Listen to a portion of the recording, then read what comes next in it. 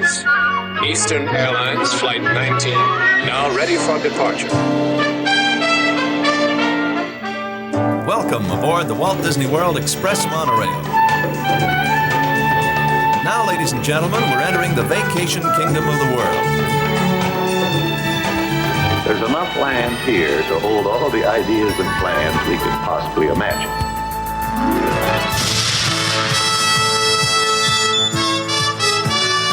We call it Epcot. Will be our experimental prototype city of tomorrow. Welcome to another episode of the Retro Disney World Podcast, taking you back to the vacation kingdom of the world, the way it was, and the way it is in your memories. All right, welcome to another episode of the Retro Disney World Podcast, the official podcast of the Lake Buena Vista Historical Society. This is episode 71.5, 50th Anniversary Memories, where we'll be taking you back to the memories that you had of the park. So I am your host, Todd McCarty, and sitting with me for this episode is Mr. JT Kuzier. How are you doing tonight, JT? I am doing great. Excited for this one. Lots of good letters coming in, and we got lots of good stuff to share. And I'm excited about you guys opened up the retro line again. I love when we open up the. I mean, it's always open. People called in. A lot of people called in. I was getting emails left and right today. So exactly, very good. Exactly. And also coming now, we have to introduce the next person. And as always, I've been trying to work in different ways of introducing Hal, because I was informed a couple episodes ago that he's really not in Tampa, he's in St. Petersburg. So I have the last one. It's instead of St. Petersburg, from St. Pete tonight, Mr. Hal Bowers. How you doing tonight, Hal? Aloha, thank you. Yeah, St. Pete. It's our little short. Yeah. And in fact, one of our beach cities, St. Petersburg Beach, officially changed their name to St. Pete Beach because they love the shortness and the friendliness Pete of Beach. it. I like that. Well, I'm going to have to do some more, but I'm officially out of the list of nicknames for St. Petersburg. So I am going to move maybe around to the surrounding area and say that you're neighboring to, Tampa, but I've got names for Tampa coming up as well. So I've got names for Tampa too. Good. Send them on in. We want to make sure people know where you are.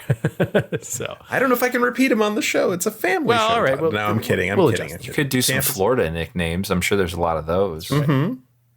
Florida man. We had him right here. That's right. And coming in from Philadelphia, Mr. Brian P. Miles. How you doing tonight, Brian?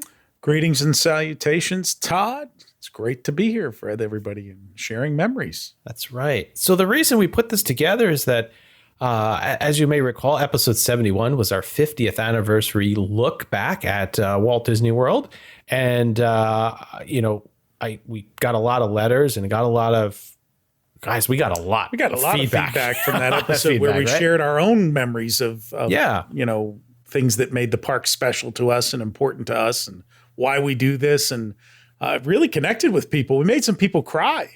Yeah. You mentioned you had tears in your eyes, and a lot of you wrote in your own memories. So we're going to read them for you, and we were going to play some back from the phone line and really dive into what your memories are, because like we said at the top here, we told our story, and we want to make sure that our listeners can hear your stories out there as well. So, Brian, you're going to take us through this first letter here from Jim. So I'll let you get started. I absolutely loved the 50th anniversary episode. The format, the stories, the magic. Hearing everyone's stories about their experiences in the parks and what makes them magical made me remember my experiences. I definitely felt a lot more magic visiting Disney with my kids. Our first visit with kids was in 2013, and our older daughter was psyched. She was 6 years old.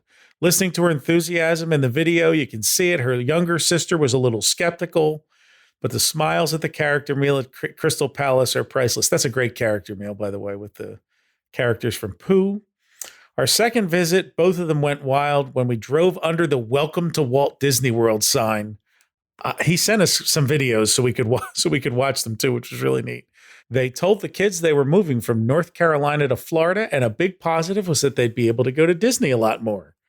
He says they got annual passes and went quite a bit, and the kids still had a lot of enthusiasm those first 3 years. Then they took a year off with the APs, and when they got them back, the magic had returned. They canceled them during COVID, and just a few weeks ago got them back. He said his younger daughter, now 11, yells enthusiastically every time they go under the sign. The 14-year-old is aged out of that part, but she still loves the parks. We've all been 14. But he mentions that Hal and I talked on the episode about how enjoyable the parks are and at a different phase to just sit on a bench and enjoy the place.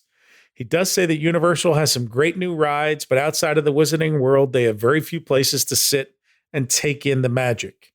Being a pass holder and knowing that he'll be back, freedom from the need of feeling to do everything. That's a big change for me, I guess. And I don't know if I mentioned that on that 50th show, but as I started going more and knew I'd be back because I'm an adult, I can control that, oh, yes, I'm going to come back here, at a certain point. There wasn't this incessant need to tick all the boxes on every trip. If the line was too long for something for Big Thunder on a certain day, or I'll get it next time. So he does hit that well, but he loves listening to our show and reliving the magic with his kids by going through their photo collection. They visited with many friends and family. And he said for anyone finding our podcast in the future, he'd point them to that 50th anniversary episode to start with. It's different from the others, but it tells why we, the collective four of us, all love the parks as much as we do. And he enjoys all of our visits to 50th anniversary. Thank you for your letter, Jim. All right, guys, I'll take the second one here. This is from John, and he says, guys, love the podcast. Just finished and want to share here. He sends us a picture from 1979. He says, I think they were called puka shells, which, Al, that's correct, right? They're puka shells. Yeah, I think we looked that up. Yeah, we tweeted a picture of a young me wearing some of them after the luau. So John says his first trip was back in 1975. It was Easter break from school, and it was a long drive from New Jersey to Florida. Sign after sign for south of the border along the way. South of the border. Yeah, for people who don't know, south of the border is on the border between North and South Carolina. That's funny because you would think a place called south of the border would be more Mexico. Well, no, it's on the South Carolina side of the border. And the signs start, they used to start back in the day, like 500 miles north. I think they're more in like a 200-mile range now, but there used to be a lot more of them. But there are billboards all along I-95 letting you know that you're getting closer and closer to south of the border. It's a giant tourist trap. You can't miss it because there's a giant sombrero that says south of the border, and it's its own little encampment there. At one time, in the era of the highway traveler, it was a place where people would go for the day and stay overnight. And there were various tourist attractions, catering facilities, restaurants.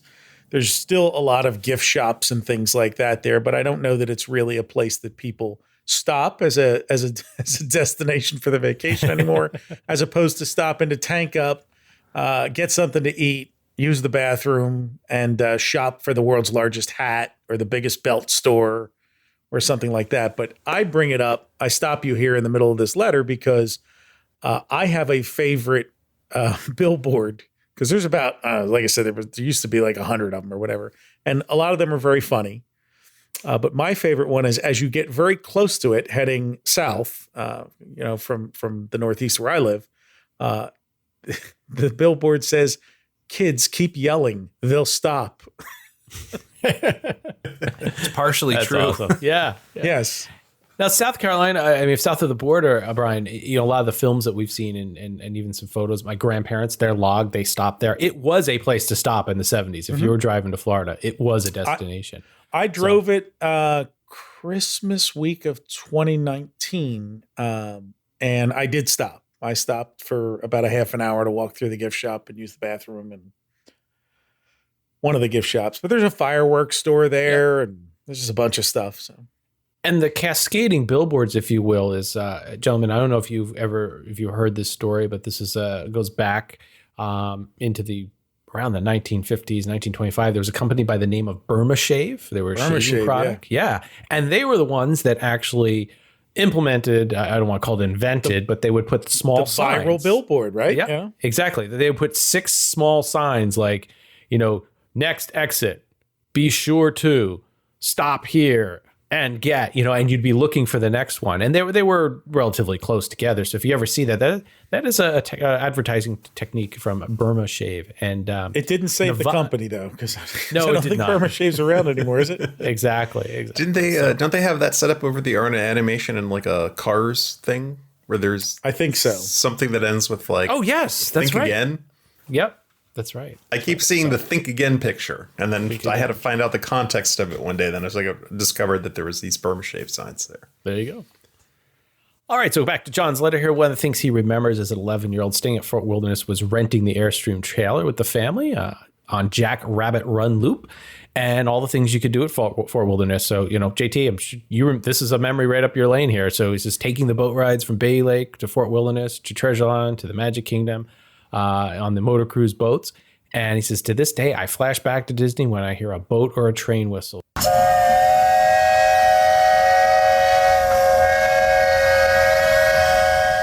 There is a certain sound, there's a certain echo of those trains and boats that just resonates in that area. It kind of makes the hair on the back of my neck stand up and end when I'm like waiting, and then I hear that, and you're like, there it is. There it is.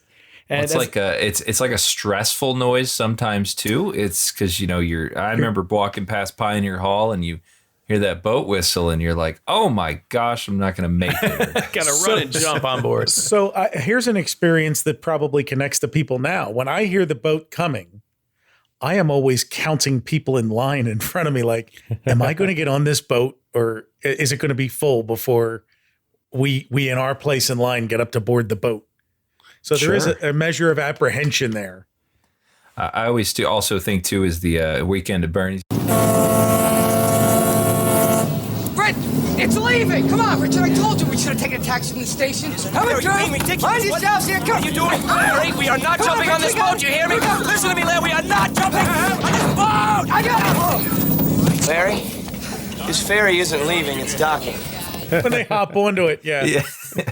But he mentioned, I thought this was interesting. It's probably in the late 70s, 80s, he was renting an actual Airstream and trailering it to Jack Rabbit Run. And that is a loop where you bring your own trailer and you'd have to back it in and stuff, which depending on the size of the Airstream and the loop, that's no small task to do. So kudos to you, John.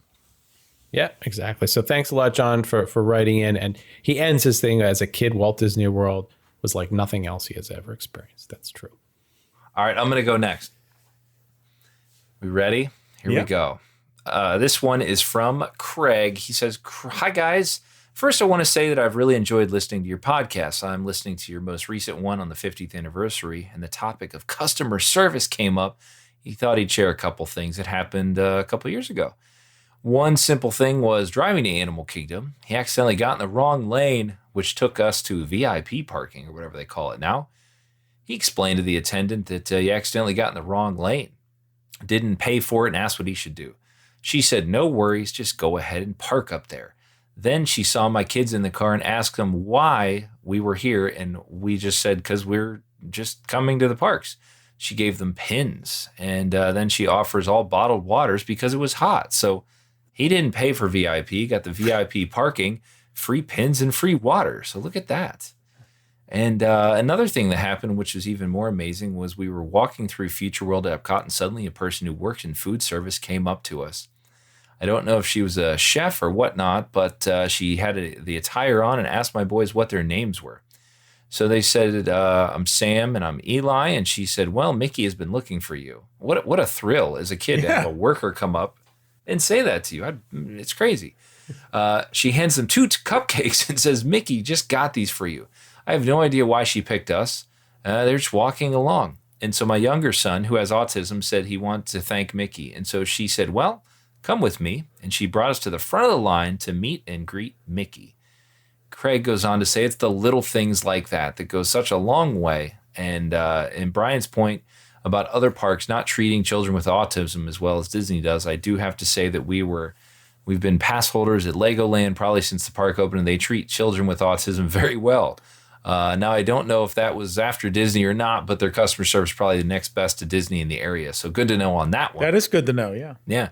I said, here we go. SeaWorld, on the other hand, offers a little bit, but it has a long way to go. Can't speak about Universal because he's never been there. But thanks for that, Craig. That's a great story, and I totally agree. And I think those little bits of magic, I never really experienced those in the park till I went with my daughter for the first few trips. And they don't focus on the 30-year-old man walking through alone as much as the 4-year-old girl, I'll just say. Yeah, I mean, I remember buying, churros with my nephews. Like, I bought one and they handed us 2, and so my sister's like, why'd you get this? They gave me a second one. Like, here you go. And another one I remember was not food service related, but when we took my niece, she was dressed, I don't know if she had like a Tinkerbell shirt on or whatever, but we were in the store. It was the Couture, the store by the castle that was like Bibbidi Bobbidi Boutique. But it wasn't the boutique. It was the store near there that I think it was a hat shop. Maybe I don't know. It was the hat store. There was a Tinkerbell store or something. Anyway. Oh yeah. Tinkerbell's toy shop. The cast member ran over to her and was like, "Oh, Tinkerbell wants to talk to you." And I think she put her on the phone with her, or she waved something in the store. I don't know. There's like 50 people yelling at their radios right now. It's like, like that. but it was like they just picked her and like did a nice thing because she was in the store. And I love when they do stuff like that. Oh, it's great. Cool. We got many times that trip of the this one's on Mickey. That's what they say a lot of times. Yeah. And then I do the move where I take a picture of my daughter eating the cronut bigger than her head that was free. And you tweet at Disney and they give the cast member the shout out. And then I thought it was hilarious. They tweeted at us, and it was the cast member that gave us the cronut holding up the picture of my daughter. They printed it out on a piece of paper. So it was like this, picture inside of a picture effect. It was pretty cool. Either of you guys have a free stuff or magical moment thing to throw in there? Yeah, Brian, I do have another one. We were in Disneyland when my son was young, and we were waiting for a parade or watching something on Main Street, and we saw the band coming down, and this cast member kind of runs, and we thought she was just shooing people back, against the curb so the band could get through, and she looked at my son and spotted him and grabbed his hand and said, you want to come in with me? And brought him to the center of the street, and the conductor came over, handed him the wand, and they introduced him. Conlon from New Hampshire. He's come all the way from New Hampshire. They thought that was amazing that we flew all the way across country to go to Disneyland. And they asked him to conduct the Disneyland band, and he put his arm out as stiff as a board, and the speed that he moved his hand is the speed that they played the Bare Necessities. Mickey Mouse got frustrated, put his hand on his forehead, ran over to my son, picked up his hand and started moving him faster to get the tempo going.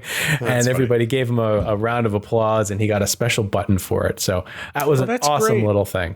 So a lot of fun. So I'd love to see more of that type of stuff. So How, I think you've got the next one here. This is quite a letter from Claudia. This is our friend Claudia who checks in with us after most episodes, and she put a lot together for you. How she's our friend who was an international cast member from Mexico, but now lives in the United Kingdom and writes to us. So you got your work cut out for you because Claudia organized her thoughts here. Well, thank you, Claudia, for making it easier for me then. All right. So here we go. She writes, "It was so interesting to listen to the latest episode of your podcast. I felt like I was eavesdropping on a conversation that I was enjoying very much." Well, that's such a nice thing to say. But also, as I was listening again, of course, I couldn't butt in and tell my stories. So as a way to get these off my chest and to share my thoughts, here's what I wanted to say while you guys were chatting away. Oh, this is awesome. Ready to go. I picked up some of the themes in the podcast, and I've organized my comments in the same way. So here's sort of the structure.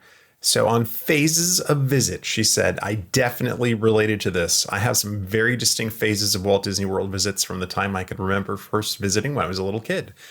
Those first visits, I remembered, would always involve a long drive over 3 days as they were coming in from Monterrey, Mexico. Like, I can't believe someone would drive from Mexico. But she says, I can still remember all the places that we would stop, including the U.S. border. Not south of the border. Yeah. She's truly south of the border. Yeah, exactly. Where we would spend the night, how exciting it was to first get into the U.S., getting onto I-10, then leaving Texas, crossing into Mississippi, then getting to Florida, and then finally on I-4 and down to Orlando. Jeez. We'd spend a good... I'd like to add I just mapped it a 22-hour drive. Okay. That's serious. That's serious. Yeah. We'd spend a week there, here and there, or no, we'd spend a week in there and then have to do it all in reverse. They did that for a number of years, once a year at least, in the 80s and into the early 90s, until the time when she was organizing trips with her own friends. We flew there and back, and I was the main organizer 100%. She loved going to the travel agency and working out all the details. It was short but awesome second phase, as they did that a couple of times while she was in university. In her third phase is when she was living there in Orlando at Walt Disney World as part of the international program. So, God, I mean, imagine that. She liked it so much coming to visit, she decided to sign up for the international program too, which is fantastic. And she says, well, I loved it. I could write a whole other email just with the adventures and experiences that I had that year. And actually, I'm probably going to ask you to do that because I find that fascinating personally. But I will say, I don't think this experience made me change the way that I view the parks as much as many AP holders say. Perhaps because she knew it wasn't permanent. And while she was living there, there was always going to be kind of a finish date. So when she eventually left, it was to move to the UK. And this starts phase 4 of her trips. I wonder if she met somebody in the international program and that's why she moved to the UK. I wonder if someone's going to find out. Curious minds want to know. Anyways, the hardest part for her now is only being able to visit every 5 or 6 years. And then obviously they have to fly all the way over to the United States, and that's very expensive. So you could say, she says, you could say I've had possibly the widest variety of experiences for visiting Walt Disney World. I know what it's like to be there 100% of the time. And I also know what it's like to be there. I'd be way over here pining away for the time when I could return. So I'm curious if she gets to go to Disneyland Paris because I'm a fan of the park. It's a beautiful park and it's not far from where she lives. So that's true. Hopefully she gets to visit Disneyland Paris in between the 5 or 6 year trips here. And that's back open again, I saw, as of last month or so. So, all right. So number 2, memories of the things that passed that they'd visited Walt Disney World with. It just says big time. To make a long story short as I can, my visits back to Mexico from the UK aren't very frequent for the reasons, but one way to make things easier for everyone was to meet somewhere like Walt Disney World. Oh, I see. So the Walt Disney World becomes like a hub to meet people. Oh, yeah. Which totally makes sense. If I had people from all over the world that I was trying to get together with, I'd be like, oh, let's just meet in Disney. Why wouldn't you do that? Of course. Fun for everybody. Because everybody flies there, right? There's always like packages to Orlando, no matter where you live. So right. Yeah, absolutely. And after many years of talking about it with their family, they finally decided to make plans and meet there and visit the parks together in the summer of 2016. Unfortunately and unexpectedly, my dad died early on in the year. But we decided to press on with the plans, mainly because we found amongst his papers a quote he got from the travel agency for the flights for him and my mom. So he was looking forward to this, and we went ahead with the visit, but she'll always regret that it took so long to finally do it. And she remembers that visit fondly, but also it's bittersweet because, she questions would it have been better if he had been with us. So she says, we'll never know. Well, now she's making us cry. So on a brighter note, the third section is about the closed attractions that she misses. She starts off with the Odyssey here, though. That's death in a general. That's going to make other people cry. But she acknowledges that it's a strange reason that she loves the Odyssey. Let's hear it. So she thinks she only ate there once and remembered as being fairly quiet, spacious, and had lovely views. There's something about that place. I just love it. So she says when she started working at Epcot in 1995, the place was already closed, but it could be reached from her cast member restaurant, which is directly behind the Odyssey. And we've talked about that. And sometimes she would sneak in, look at the big, dark, empty space. Oh, that's cool. It was so weird then as everything was still in place as if they were expecting to open the food service up again once more. I never did it again. And in early 1996, I picked up a lot of shifts working in the Odyssey. For the Flower and Garden Festival. Oh, yeah, right, because they did finally start to open up again, which had a little merch booth in there and some displays of flowers or something. Said she loved those shifts as they were very early, so she could leave early and have lots of park wandering time to herself. Oh, cool. One of those sit in a bench and watch the world go by moments that you guys mentioned. While her friends finished up their shifts. As a Mexico cast member, we also worked in the baby services area a lot. Oh, that's interesting. Makes sense. I know sometimes they group you in sort of like a location. Mm-hmm. So and again, another Odyssey connection. But before our shift started in Mexico, we would sometimes have little meetings with our attractions and merch leads, and these would be held in the Odyssey. So she had yet another chance to sit in that lovely place. So that's cool. So wow. that was quite an odyssey about the Odyssey. So number 4, experiencing attractions before they actually experiencing them. She says, I hear what you say. There is potential for spoilers with all the available info on social media these days on, whatever Walt Disney World is putting out. Like, I still haven't been on Rise of Resistance, and I got to scroll past like every photo I see of Rise of the Resistance on Twitter because I know that's just all of it. Anyways, perhaps even too much info, I would argue. However, there's a precedent for it. What about Walt and the Disneyland show? He knew the benefit of promoting these things before they were experienced. And I guess at least the official Disney messages are going for this sort of promo. And what she's referring to is, back in the old Disneyland television show. I mean, Walt would literally walk you through. Here's what Pirates is going to be. They showed the entirety of the Tiki Room on the program, and they would show you like literally the entire attraction before you had a chance to ride it. So she's right. They absolutely did do that on the TV shows. Besides this sort, I quite like this sort of content because those behind the scenes things usually give you great context and a lead to greater appreciation of just how much effort goes into the attractions. It also makes me the nerd that knows Disney things. That is true. I think we all enjoy that aspect of it. I don't know. After I ride Rise of the Resistance, I'll probably hit every video on YouTube of like how it's done. Number 5, this is her last one, is excellent guest service. I love this story. I really love this story. She says, absolutely. I have lots of stories too, but my favorite is one time when I was working in the Mexico tourist office. It was relatively late in the day. We weren't too busy, and in that position, you mainly stamp the little kids' passports, I guess. And even though she hadn't done many, it was close to illumination, so the plaza was pretty quiet when a mom and her daughter, perhaps about 5 or 6, approached the counter. They wanted their passport signed, and the little girl seemed upset, like she just finished crying. Trained very well as we are, I was chatting with the mom and learned that this was the second passport she had, as the little girl had lost hers not too long ago. And of course, it was all nearly signed. So this one had only been signed in Norway and Mexico, but of course it was nearly the end of the day, so there was no time to do it all over again.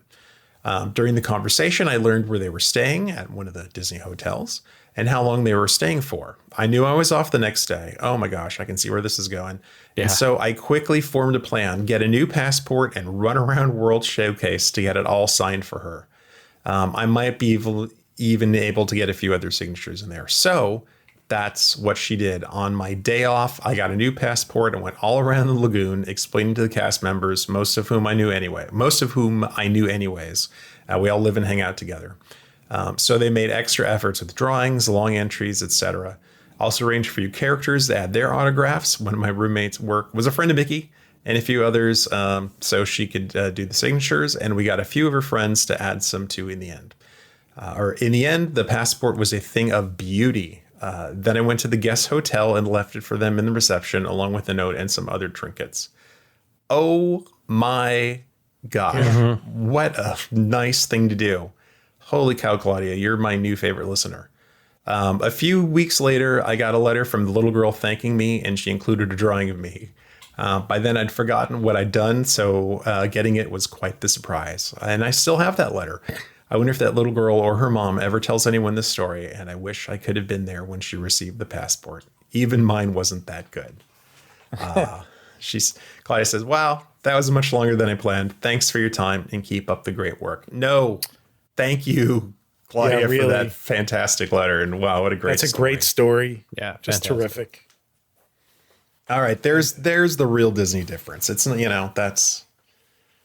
It really is. It's a what is it, an ethos or a way of life or a belief system or whatever you want to call it. But there's a certain segment of the cast and the company that really, I don't like to say used to, because there's still a lot of people who subscribe to it and bring it every day. But we all have memories of it in the past, right? Yeah. And there's the difference between, that's what traditions does well is sort of for someone, if you're a burger flipper, you care to a certain extent about your job, right. But really it's like once you clock off, you're done for the day. Yeah, and traditions is the orientation program for cast members. So going through traditions and understanding the history and her being a fan, I can definitely see how, there's still probably a large population of the cast that, you know, genuinely cares. You know, they're not just there doing their job. It's not just a product. You know, it's something that they really love and believe in, and working their tails off in order to make that extra magic for that little girl is like, that's just such a great thing. How I'm going to hop in here after this one. Speaking of the exceptional customer service, this one kind of blew my mind too. This is from our buddy Matt, Horizons One on Twitter. He kind of just tweeted us a quick thing. He says, Brian talking about the customer service reminded him of something that happened. He was 10 or 11. His mom had major back surgery about a year earlier, and they celebrated her recovery by renting a cabin at Fort Wilderness. They arrived fairly late in the day, and she was very tired, so she went to lay down in the bed. But it was an extremely soft mattress, and we literally had to help her out of it. And this was about 8 p.m. And they called down at the front desk to see if there was any chance they had something that was a bit more firm for her to sleep on. They said they'd send someone right over. 15 minutes later, 2 guys pulled up in a truck.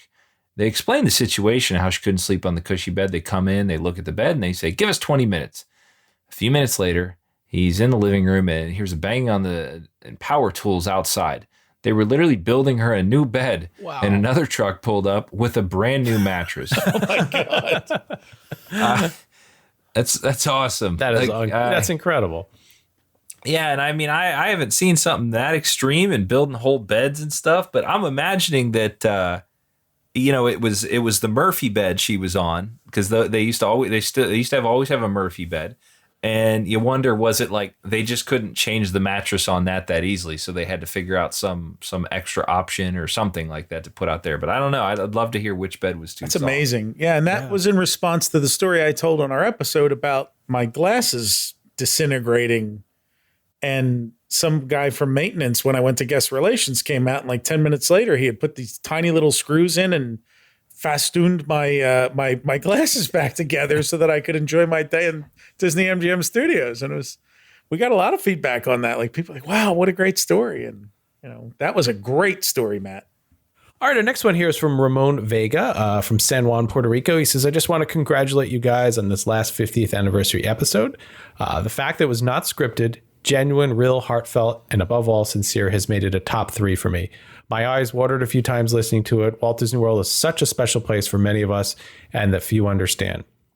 This week, I head to Fort Wilderness Cabin with my 5-year-old, and all I can think is making memories like your last episode highlight. Again, congrats, and thank you for such a wonderful episode. Ramon, you're very welcome, and it did come from the heart, and it really was all of our feelings wrapped up. Yeah, our next letter was a really short email from our friend Dr. Michael Landis, who is, I'll call him a super fan. We generally get feedback from most episodes from him. He says, great stuff, guys. The end turned into a therapy session for those of us struggling with the dramatic changes in the parks today under the Iger and Chapek eras, and with all the IP being introduced, et cetera. You make some very good points that made me rethink some of my despondency over the future of the parks. And that was our discussion towards the end of the show, where we were just talking about, you know, the memories that we draw on, and in our case from the 70s, 80s, 90s, that there are kids of the 90s and 2000s who hold on to different things than we did, and that generations today will hold on to park experiences that they have today that don't necessarily jibe with us because we're not the target audience anymore. And Michael, you know, found our commentary a little therapeutic, so we appreciate that. But he also answered the call today twice to send in some memories, and he has a couple of great ones to share with us, including getting married there. So why don't we cue that up and listen to our first caller. Hello, this is Michael Landis. I'm a longtime listener and participant. I'm responding to the social media call for favorite Disney World stories. My favorite story is the fact that I got married there. My now wife, when we first started dating, I took her to the Epcot Food and Wine Festival for the opening weekend. Back then it started at the end of September. We had a blast. We fell in love, romance, all that. And just a few years later, we got married at Walt Disney World. We planned our wedding there, and we stayed in at the Old Key West Resort. We had our rehearsal dinner at the Italian restaurant. I don't know what it's called right now, at downtown Disney then, Disney Springs now. And then we had the wedding exchange of vows at the wedding pavilion. It was amazing. It was beautiful.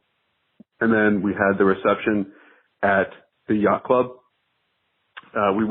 We had an hour and a half cocktail hour and a rum bar, and it was with live music. Then we had a huge party, went into the night. And then when we were done at the yacht club, the entire wedding, 70 plus guests, we walked around Crescent Lake over to the boardwalk where we partied at the nightclub there, and went into the night. We saw the illuminations, the fireworks from illuminations from the boardwalk. It was a perfect evening. And then the next several days, everyone who attended the wedding stayed at Walt Disney World with us, and we did the parks. And in fact, the very next morning after the wedding, this was kind of a crazy decision, but we did the famous tequila lunch as part of the Food and Wine Festival. So even though everyone was having lack of sleep and super hungover and tired from partying the previous day, a bunch of us gathered at the Mexico Pavilion and had that tequila lunch and, started the party again. We did the drink around Epcot,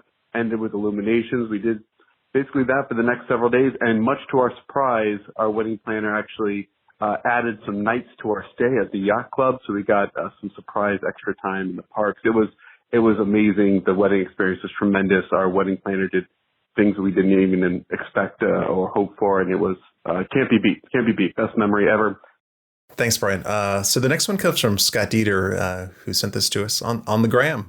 He says, I've been enjoying you guys' podcast so much lately. I was practically moved to tears after the 50th anniversary episode. You guys are doing amazing work, and I enjoy it. All right. That's, No. Don't give us big heads. Keep telling us how great we are. I don't know if it's by design or kismet, but you four have such great dovetailing experiences. You complement one another so very well. As the format has coalesced, it really has become some amazing broadcasting. That is a lovely thing.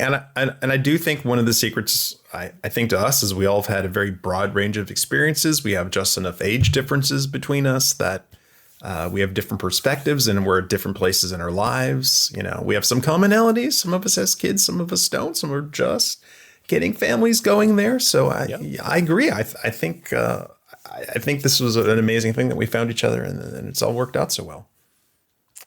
Yes. Thank you very, very much, Scott. We appreciate that. Scott also is the proprietor of the greatest home tiki bar in Central Florida, isn't he? How that room he's built there in his house is like having your own little Trader Sam's. It's awesome. All right. Our next one comes from, this is from Twitter, JLB Nerdy. You all got me with this one. I knew I'd cry a little. And going in November with 2.5-year-old niece for her first trip, just over a year after we lost her mother, I'm going to make sure to pack the waterproof mascara. And if I have one piece of advice, enjoy it and look at the parks and the experience through your niece's eyes, because it will open your own eyes to that as well. All right. We also got a tweet from Josh T. Dixon, and Josh said, I didn't come on board until I saw a group of men, meaning us, presumably all mad, accurate, Josh, had recorded over 7 hours of material on Horizons 2 years ago. After catching up and finishing episode 71 last night, I hope Retro WDW continues for many years to come. Happy 50th, lads. Thank you so much. We also hope it continues for many years to come. Exactly. It's a lot of fun putting it together. So Brian, why don't we go to another one of our voicemails? This one is going to be from Andrew. Hi, my name is Andrew. I just want to leave a 50th memory. Every December, late 70s, early 80s, we'd always go to Walt Disney World, stay at the Contemporary, go on Main Street in the morning and order a cake at Sara Lee. On the way out of the Magic Kingdom, take that cake back to the Contemporary and celebrate my birthday and watch the electrical water pageant. For sure, would never happen today. One of the most fondest memories of Walt Disney World. Thank you. What a cool way to celebrate your birthday by getting a cake in the park and taking it back to your hotel. You know, when we got that 1980 menu book that we shared on that you can download from the site, search for it. It's a PDF of every menu and pricing on site. And we found some great research material in there. But one of the things I was excited about were the sheet cakes that you could order from the Sara Lee Bakery, that you could order a birthday cake, a half sheet, a whole sheet, you know, fancy icings and things like that. And the price list was right there. And yes, I can think of nothing more I'd like to do than to pick up like a half sheet cake on my way out of the Magic Kingdom to take to my hotel room and just drown my sorrows bite by bite. I am going to see if I can this is like my goal for, I don't know, 55th birthday. I want to get an electrical water pageant cake with the dragon on it and take it back to the Contemporary and watch the electrical water pageant just like Andrew did, because I think that would be awesome. That'd be awesome. Only if we order a bucket of shrimp and a pitcher of margaritas. Right. That's my request. Chilled shrimp. Yes. Exactly. All right. I have a couple tweets here from Bob Rowan, and I know JT's going to snicker and laugh at the second one here. So Bob sent us a tweet, and his first one's for you, Brian. He says, got caught up on Retro WDW episode today, and the Brian P. Miles story about being in the parks during a big news event hits home. He says his father told the story of after a long day, a waiter asking, do you think he'll be okay? On us asking, who?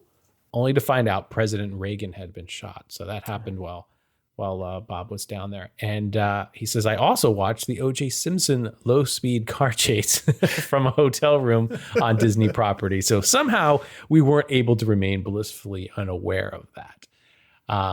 But here you go, JT. You now get a chance to pick on me, and we're going to actually add Bob to the club in a different way here.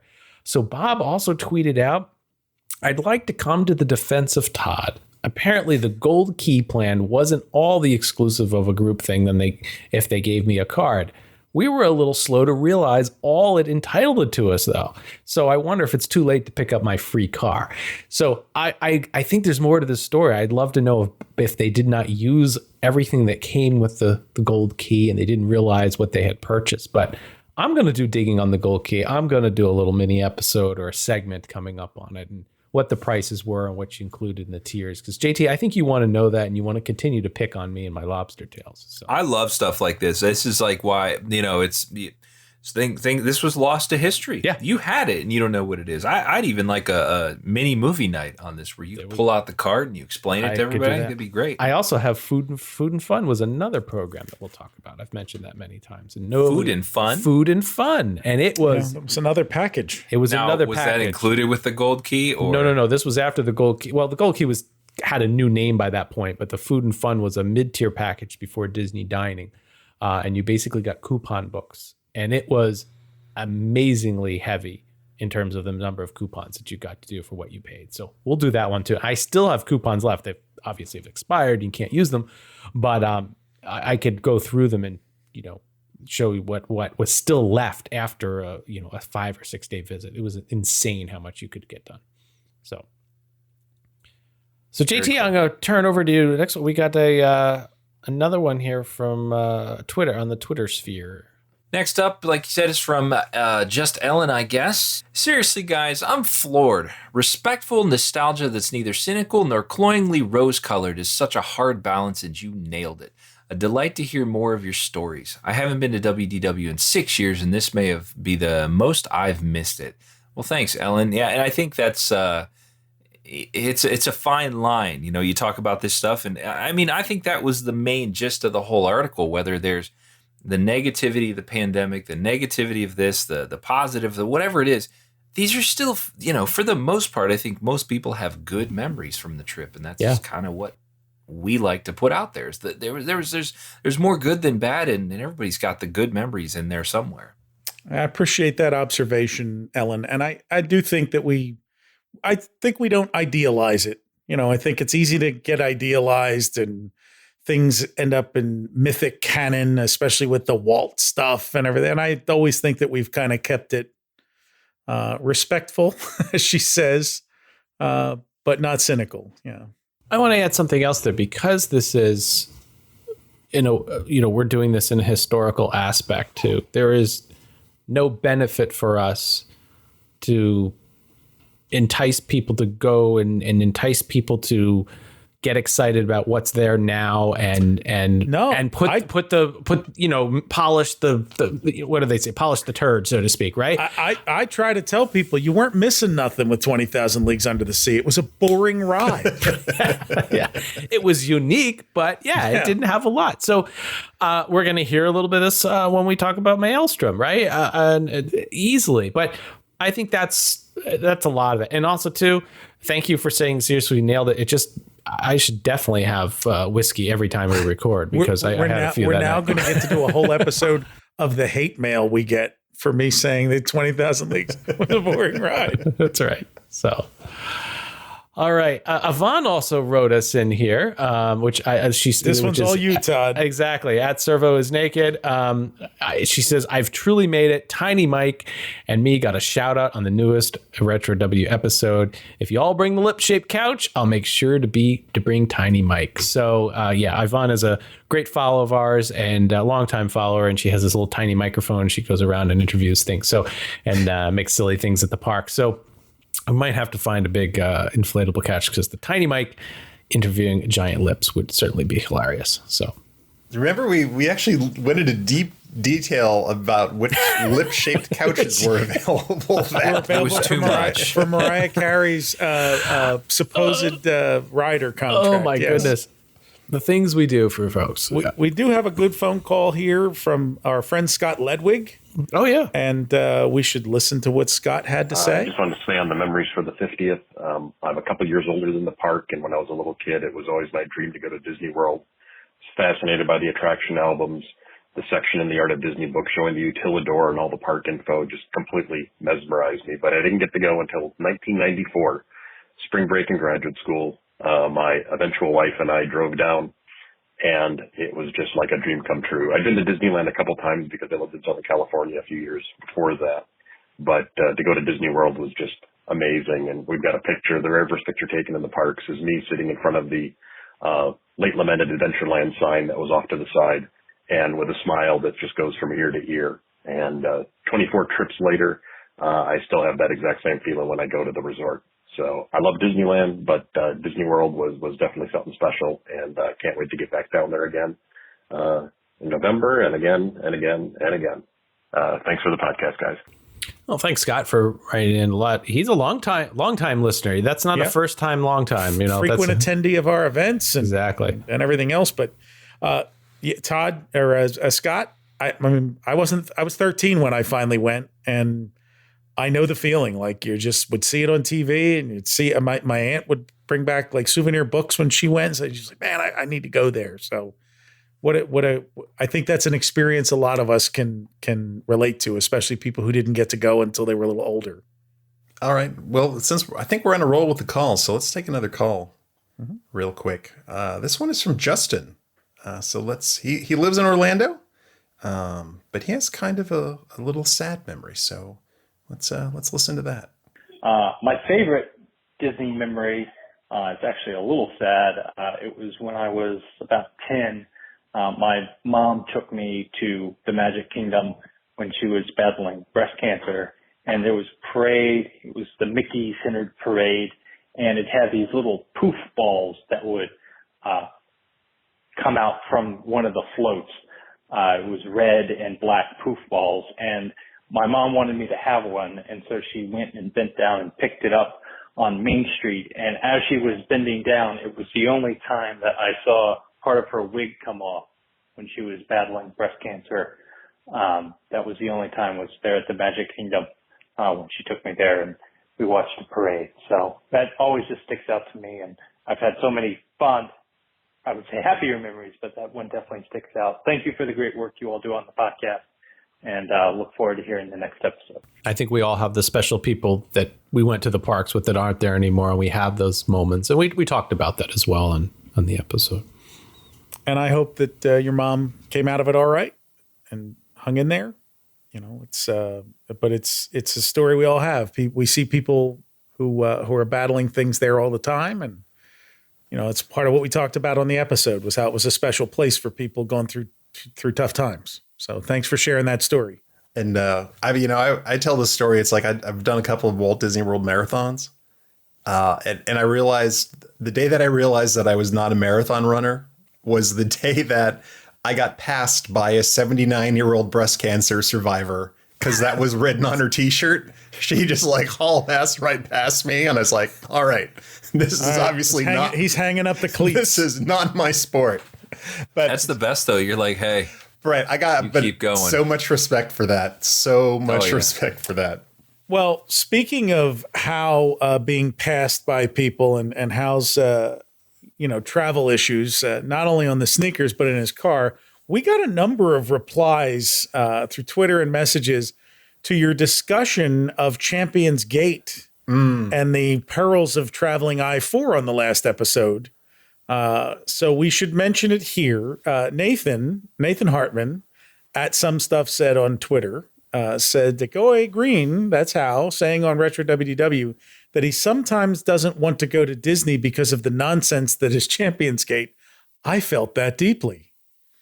And 6 Miles Tall on Twitter responded, maybe this might help inspire Go Away Green to drive to the Vacation Kingdom more often. And he's got a still frame of Walt doing the Epcot film and pointing at Central Florida, and a clip of Walt's narration there as he says, as you can see on this map, we have a perfect location in Florida, almost in the very center of the state. In fact, we selected this site because it's so easy for tourists and Florida residents to get here by automobile. Well, Hal, Walt says you're wrong.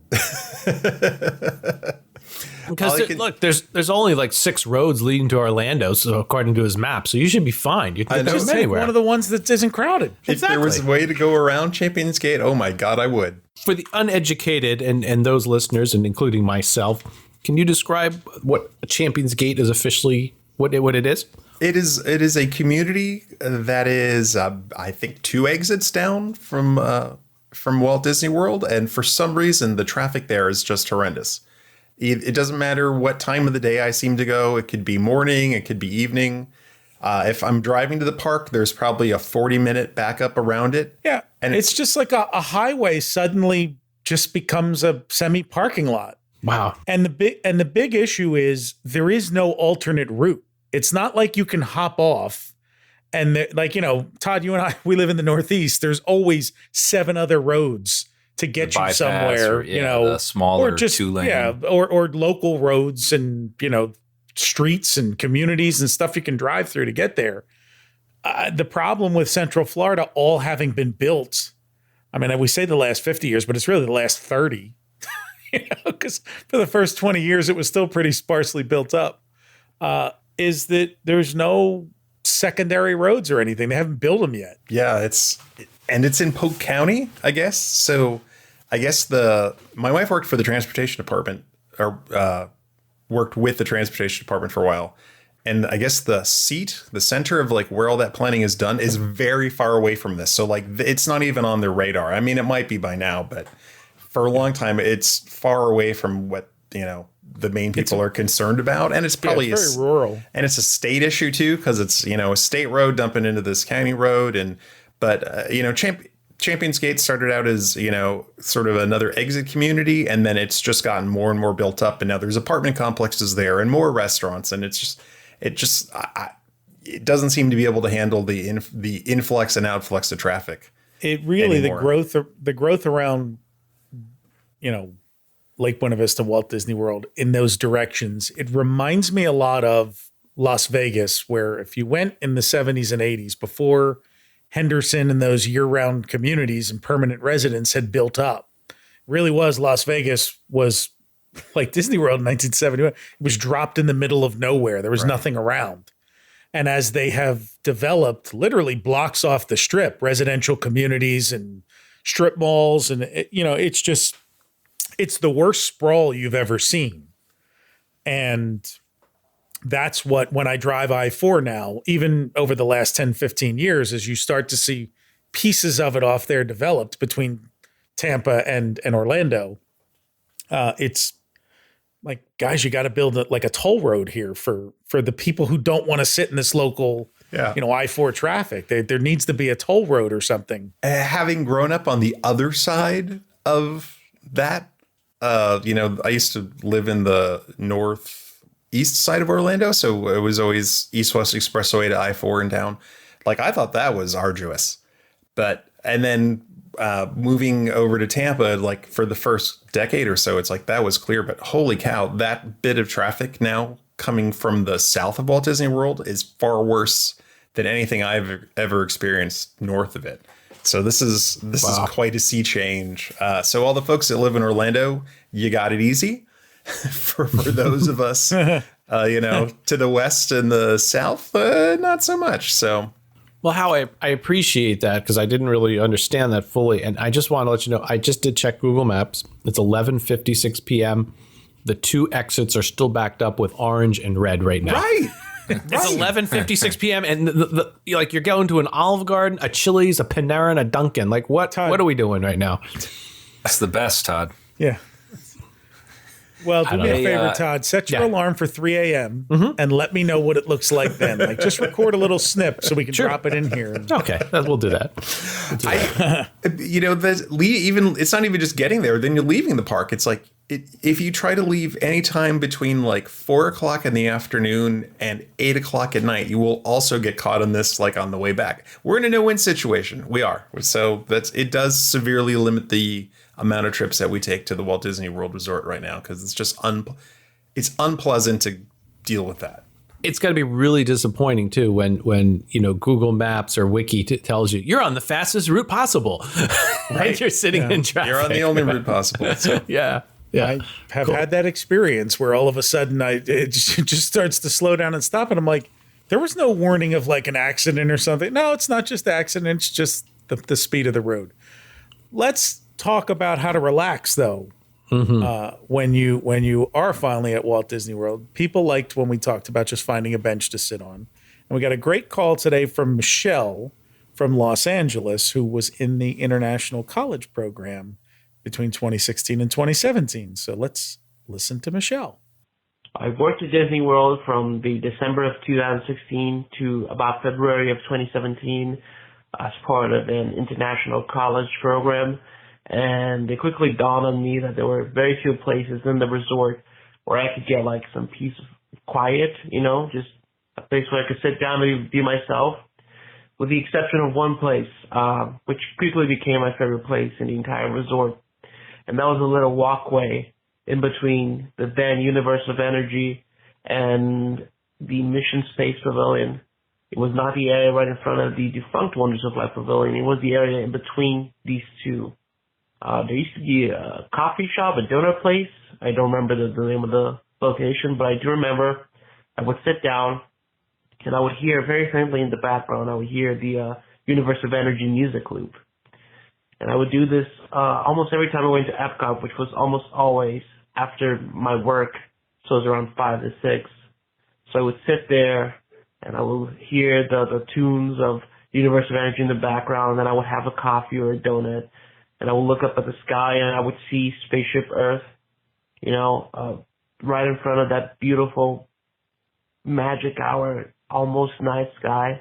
And I would think that there is something to this place that very few places on Earth can achieve. And when you find it, when you find that magic, it hurts a lot when it's gone.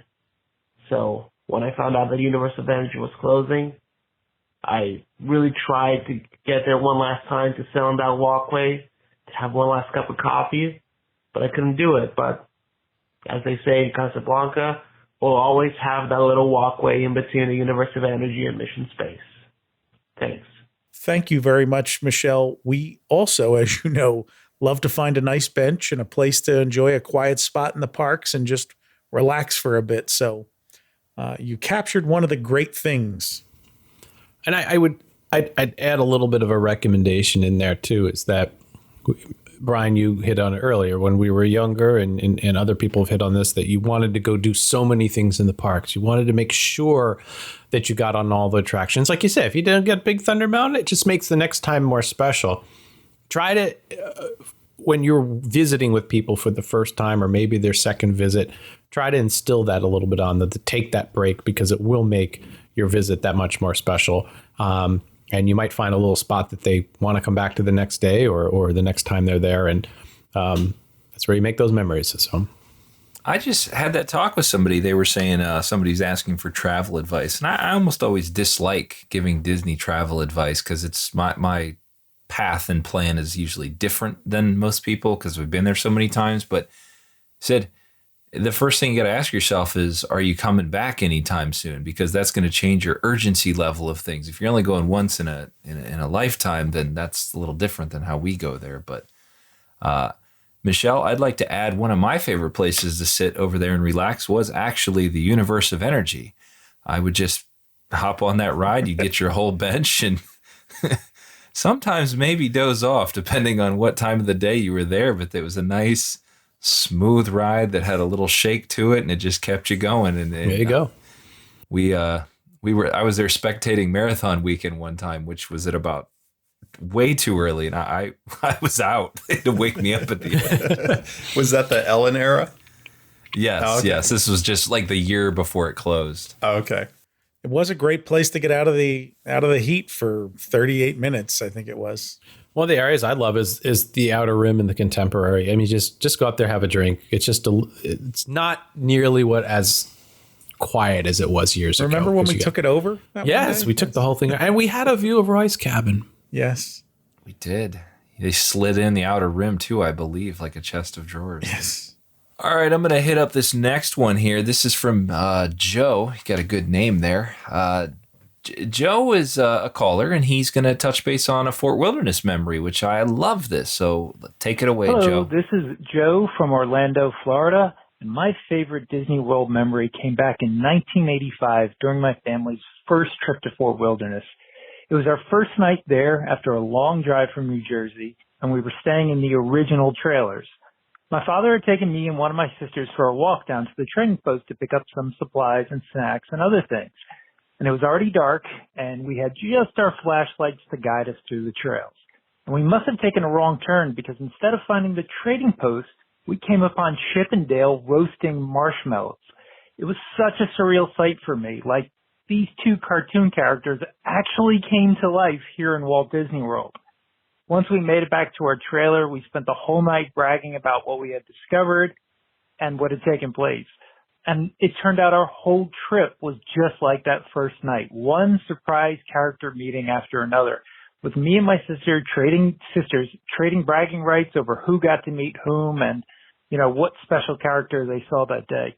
And that was the best part of my early trips to Disney World in the 80s, never knowing what surprises lay ahead. The days were a lot less planned out, and the magical moments were a lot more spontaneous. All right, Joe. Well, first off, you hit on many things of me growing up as a child. We went on many vacations where it was mandatory as a kid to bring your flashlights because you'd be walking down trails and things of that nature. That's we always got a flashlight. It seemed like every few years for Christmas. We had a cabin we stayed at up in Canada. We needed flashlights, so that was awesome. Now the big one is you left the trading post. I assume you were at the Meadow, and you saw Chip and Dale roasting marshmallows, which is they do the campfire program, and I don't know, maybe they were just at a separate spot hanging out roasting marshmallows. That's awesome. But you're right. It is those special things that you catch, and that's kind of what makes the trips for me now. When I see something out of the ordinary, unique, a surprise, something that you're like, never heard that one before. My dad always tells the story. They were at the Fort Wilderness dock, and I think it was the Magic Kingdom launch, came in a little hot and about ripped off half the dock. He always talks about that one. You're just like, what a scene. The guy lost his white shoes on that trip, I'm sure, but went back to training. Right after this, Joe called again, and Joe has a great story at Fort Wilderness with a celebrity. Probably, Joe, we got to hang out. Probably my two favorite things at Disney World combined, celebrities and Fort Wilderness. So let's hear Joe's second message. In the fall of 1988, my whole family took a trip to Disney World for Mickey's 60th birthday, and once again we stayed at Fort Wilderness. One night we had reservations for the Hoop-Dee-Doo Review, but as we checked in, we found out that there was a booking issue and they didn't have room for our whole family, so they set us up with a reservation for the following night. Now, initially, this news made my parents really upset because it had thrown off their plans, But the cast members started to make things better by informing us that we were going to be sitting next to a well-known celebrity. And no, it wasn't Tom Cruise. Also, that since our plans for that night were canceled, they gave us dinner at Crockett's Tavern on the house. My parents went out of their way to tell us kids to order whatever we wanted and as much as we wanted. And for once, we knew what it was like to feel like Todd with the gold key.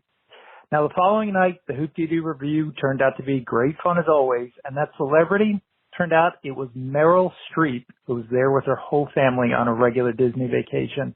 My uncle even got video proof of her sitting right next to us. I got to tell you, that's amazing. I mean, does Meryl Streep entertain and lead her family as well as she acts? Like, you know, that's Hollywood royalty. Did she eat the shortcake? That I want to know. Because I judge people based on whether they love the strawberry shortcake from. I saw Tom Cruise in the transcript, and I was like, "There's no way he sat next to Tom Cruise in the YouTube review." So thank you, Joe. Thank you for letting us know it wasn't Tom Cruise. It was Meryl Streep. I hope that made up for the reservation foul up, and that your parents were sufficiently excited by the fact that Meryl Streep was next to them. You know, it's funny with, not being cynical here and angry, but that wouldn't work today. It'd be like, hey, I got your reservation tomorrow next to Meryl Streep. Be like, I'm sorry, I got Genie Plus. I paid this. I got this reservation. I can't do it. Can't switch. Can't come back. That's true. And what if you're not a Meryl Streep fan? Then you're like, oh, the whole thing's off. Yeah. Just wait. Meryl Streep? No, I won't go. I'll go to Trail's End instead. All right, well, we're going to wrap it up here, but we did have a couple other comments come in on Twitter because Lake Buena Vista Historical Society as well as Retro WDW have passed a milestone, and that is that this podcast that you're listening to has had over now 1 million downloads. We surpassed the 1 million mark. I missed the day it happened on. I don't know when it happened. It was probably sometime in September or early October. So we did have some remarks coming in on that.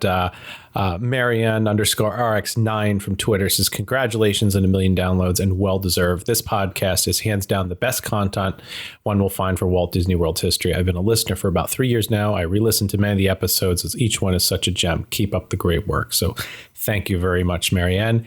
And Jeff Schmidt also wrote to us, as a fan of theme park history in general and Walt Disney World specifically, you folks are hands down the best. The variety and attention to detail are simply unmatched by any history pod that I've tried. Congrats, and here's to the next million.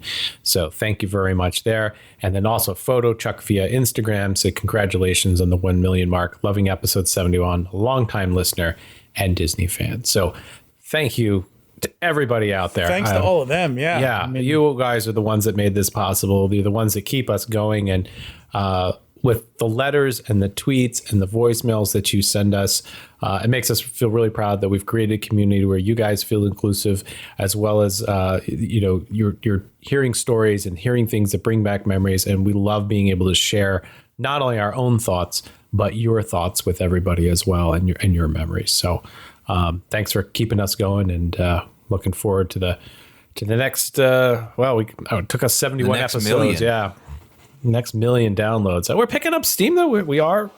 There's a lot more downloads per month than there was when we first started. Let's put it that way. And what's interesting with that is, we throw this stuff out there, but I mean, a lot of it's history, a lot of it's research, but some of our best episodes and our best content is from listeners. We get the stories, the memories come in, and it leads us down a rabbit hole. You guys hear something else, a photo, a video. It's a group effort, we'll say, by not just us four, but by everybody that participates and listens as well. So a big thank you to all of our listeners. If you can, as always, give us a shout out or review on iTunes or any of your favorite podcasting apps. If you're so inclined, please send us a donation to lbvhistory.org/donate, or you can go to retrowdw.com and press the donate button. And we have a great ornament out there. We discussed on the last episode, but we do have we call it the Season's Greetings Tower. So take a look at that. That is your gift for a donation of $35 or more.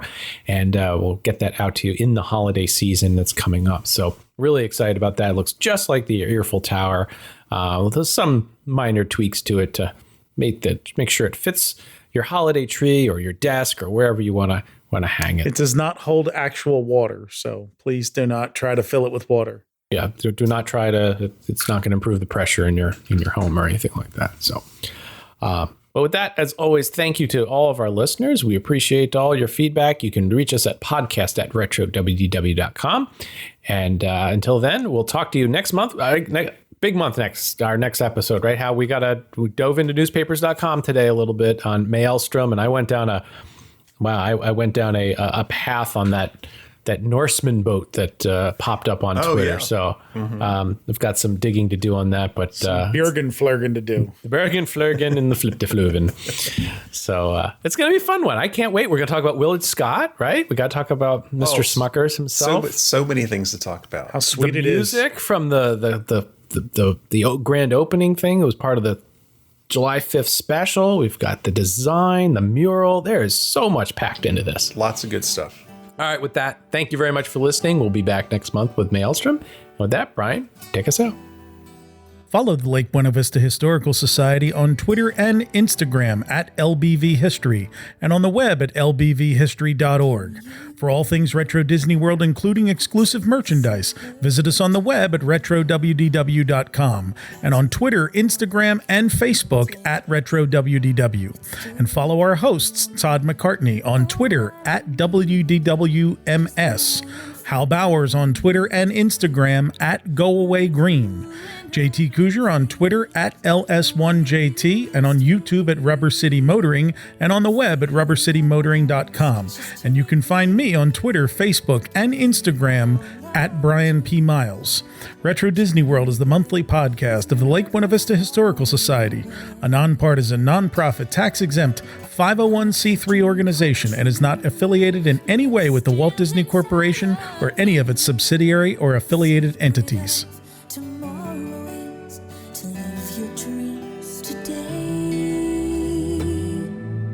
Remember the night, remember the feeling, remember the magic in our lives.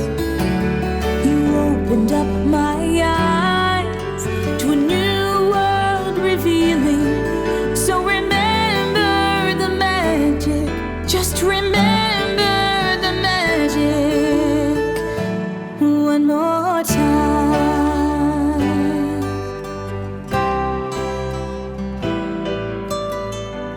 Do you remember the way it used to feel when love was only make-believe and fairy tales were real? Oh, I remember you were with me once again, free to live our fantasies. It never has to end. The feeling that our hearts would just take wing. We could live a world of dreams. Together we would sail against the wind. And now I know where to begin, how to find it all again. From now until forever, remember the time, remember the feeling, remember the magic in your eyes. You opened up my heart and you gave life new meaning. So remember that feeling, just remember the magic one more time. Ooh, remember the magic.